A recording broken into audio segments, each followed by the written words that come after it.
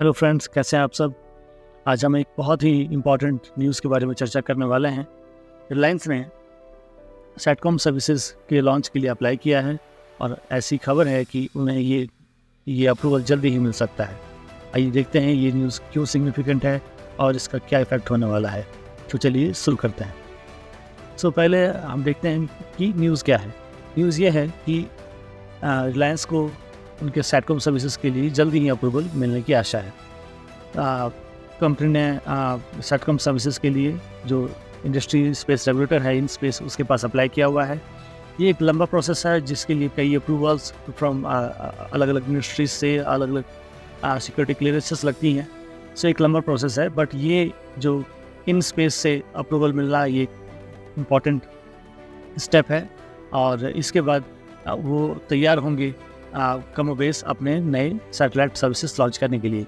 जियो को पहले ही GMPCS approval जो कि global mobile personal communication bye satellite services का लाइसेंस DOT से मिल चुका है। अब उनके पास केवल इन स्पेस का लाइसेंस ही पेंडिंग था। तो खबर ये है कि उन्होंने अपने सारे पेपर्स उनके पास जमा कर दिए हैं और जल्दी ही इन स्पेस उनको ये अप्रूवल दे सकता है। अभी देखते हैं हम कि ये इन स्पेस है क्या। इन स्पेस का मतलब है, इसका फुल फॉर्म होता है Indian National Space Promotion and Authorisation Centre. ये है क्या इन स्पेस? ये एक नोडल एजेंसी है जो कि डिपार्टमेंट ऑफ स्पेस के अंदर काम करती है और इसका काम है कि ये इसरो और प्राइवेट एंटिटीज़ के बीच में एक ब्रिज का काम करे।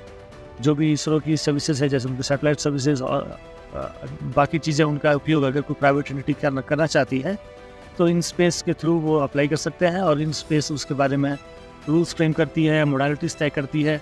तो ये सारा काम, ये आप कह सकते हैं कि ये डिपार्टमेंट ऑफ टेलीकम्युनिकेशन की कमर्शियल आर्म है जो कि इसरो की एसेट्स का यूज़ करती है।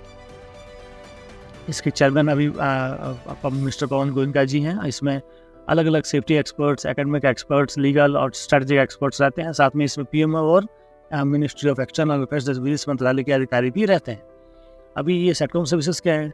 सैटकॉम सर्विसेज आप एक तरह से समझिए कि जैसे अभी हम मोबाइल इंटरनेट अपने टावर के थ्रू या जो नेटवर्क है वो ऑप्टिकल फाइबर का नेटवर्क है, इसमें किसी चीज़ की आवश्यकता नहीं पड़ेगी और ये इंटरनेट सर्विसेज हम सीधे सैटेलाइट्स के थ्रू एक्सेस कर पाएंगे। इसके लिए सैटेलाइट्स का वेब तैयार किया जाता है। आपने इलॉन मस्क के वेंचर के बारे में सुना होगा, स्टारलिंक के बारे में, जो कि ये काम करती है। साथ ही कई और कंपनियां भी हैं। तो ये सैटकॉम सर्विसेज ये एक तरह का internet services directly from the satellite. बीच में किसी मोबाइल के टावर की और किसी और चीज़ की ज़रूरत नहीं है।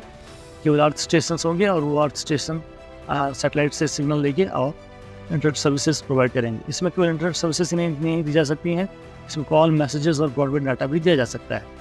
अभी सरकार इस सर्विस का यूज़ कर रही है इमरजेंसी सर्विसेज में मैसेजेस पहुंचाने के लिए। जैसे कि अगर कोई भूकंप आ गया या कहीं पे बाढ़ आ गई, कोई त्रासदी आ गई जहां पे पूरा मोबाइल कम्युनिकेशन नेटवर्क ठप हो गया, तो आपके मोबाइल में इसके सैटकॉम सर्विसेज के थ्रू इमरजेंसी मैसेजेस भेजे जा रहे हैं, जिसका यूज़ हमने देखा है और गवर्नमेंट इसका समय समय पर ट्रायल भी करती रहती है। अभी इसके बारे में क्यों इतना हंगामा बरपा है?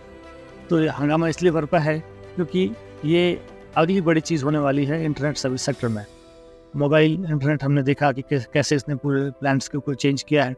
इसके एडवांटेजेस हैं कि इसका बैंडविड्थ, सबसे बड़ा एडवांटेज है कि इसका कवरेज एरिया बड़ा है टेरेस्ट्रियल सिस्टम्स के मुकाबले। ये धरती के हर कोने में पहुंच सकता है। तो अगर आप इमेजिन करें कि हमारे नॉर्थ ईस्टर्न स्टेट्स या हमारे जम्मू कश्मीर और हमारे आइलैंड्स, अंडमान एंड निकोबार, अगर वहाँ पे इस फास्ट इंटरनेट सर्विस हमें पहुँचानी है तो ये बहुत कारगर हो सकती है। साथ ही साथ ट्रांसमिशन कॉस्ट जो है वो कवरेज एरिया के इंडिपेंडेंट है। आपने एक बार सैटेलाइट्स छोड़ दी और जो मिनिमम नंबर ऑफ सैटेलाइट्स है वो आपके सिस्टम में है, तो आप कितने बड़े एरिया में सर्विस प्रोवाइड कर रहे हैं उससे कोई फ़र्क नहीं पड़ता है। साथ ही साथ ये बैंडविड्थ है वो बड़ी है, तो बड़ी बैंडविड्थ के साथ जो पॉसिबिलिटीज़ है वो भी बड़ी हो जाती है।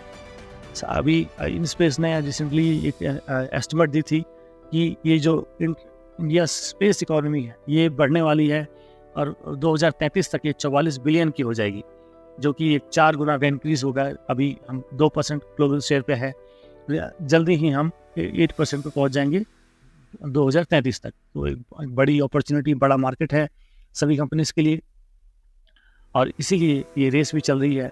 इस रेस में भारती एयरटेल के और एयरटेल स्ट्राइट का OneWeb, साथ ही साथ जियो और SES कंबाइन जो कि जियो OneWeb है, साथ ही साथ स्टारलिंक, जेफ बेजोस की अमेजन, टाटाज भी इस रेस में आ गए हैं। सो तो ये रेस जो है वो धीरे धीरे बढ़ती जा रही है, बहुत टफ होती जा रही है। बट जियो जिससे अनुभव है हाई स्पीड इंटरनेट देने का, उन्होंने ये कहा है कि अगर उन्हें ये लाइसेंस मिलता है तो वो कुछ हफ्तों के अंदर ही ये सर्विस रोल आउट कर देंगे। हमने देखा है कैसे उन्होंने 5G सर्विसेज रोल आउट की हैं, तो उनकी एफिशिएंसी और उनका एग्जीक्यूशन कहीं से किसी से भी छुपा नहीं है, इसमें कोई डाउट नहीं है। और अगर रिलायंस इस रेस में आता है तो सभी खिलाड़ियों के लिए टफ होने वाला है। बट एक चीज़ आप आश्वस्त रहें कि इसका फ़ायदा केवल और केवल कस्टमर्स को मिलने वाला है। सो हमें ये देखना बहुत ही इंटरेस्टिंग होगा कि कैसे ये रेस आगे बढ़ती है। अभी जो नया टेलीकम्युनिकेशन एक्ट 2023 आया है, उसमें भी ये कहा गया है कि जो सैटेलाइट स्पेक्ट्रम है ये एडमिनिस्ट्रेटिव रूट के थ्रू दिया जाएगा, एलोकेट किया जाएगा, और इसमें ऑप्शंस नहीं होंगी, जिससे कि ये रोल आउट जल्दी हो पाएगा, एलोकेशन जल्दी हो पाएगा और ये कॉस्ट इफेक्टिव भी होगा। सो फ्रेंड्स, आशा करता हूँ कि ये खबर आपको अच्छी तरह से एक्सप्लेन हो गई होगी, और हम इसी तरह की वीडियोस आपके लिए लेके आते रहते हैं। अगर आपको ये इन्फॉर्मेशन अच्छी लगी है तो प्लीज़ वीडियो को लाइक कर दीजिए। अगर आप चाहते हैं कि ये और लोगों तक पहुँचे तो प्लीज़ चैनल को सब्सक्राइब कीजिए और इस वीडियो को ज़्यादा से ज़्यादा शेयर कीजिए। मैं पवन तब तक अपनी अगली वीडियो के लिए आपसे विदा लेता हूँ। Thank you.